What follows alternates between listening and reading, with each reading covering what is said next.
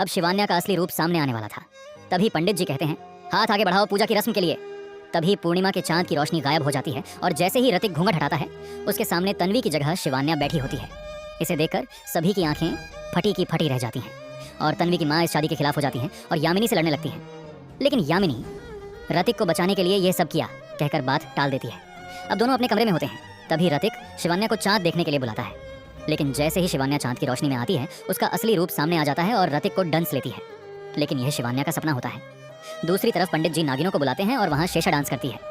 इससे प्रसन्न होकर महानाग बाबा प्रकट हो जाते हैं। अब शिवान्या को भी मंदिर के लिए जाना होगा, इसलिए वह ऋतिक को निद्राविश देकर मंदिर पहुंच जाती है और उसका भी नागिन डांस का मूड बन जाता है और नागिन डांस करने लगती है। इससे महानाग बाबा प्रसन्न होकर उसे कहते हैं, तुम्हारा पति परमेश्वर तुम्हारे हमेशा के लिए जीवन साथी है। इससे शिवान्या उलझन में पड़ जाती है क्योंकि वह उसके कातिलों का बेटा था। अब शिवान्या वापस घर आ जाती है और वहाँ हॉस्पिटल अधमरा वीरेन होश में आ जाता है और कुछ कहना चाहता था, लेकिन तभी वहाँ पर नागिन आकर उसका गला दबा देती है। तभी आर्तिक के पापा आ जाते हैं और वीरेन कहता है वो नागिन।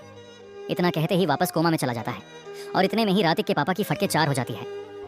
दूसरी तरफ पंडित जी शिवान्या को एक हिंट देते हैं कि उसके कातिलों में से एक कातिल की 6 उंगलियां हैं, जिसे शिवान्या नहीं देख पाई थी।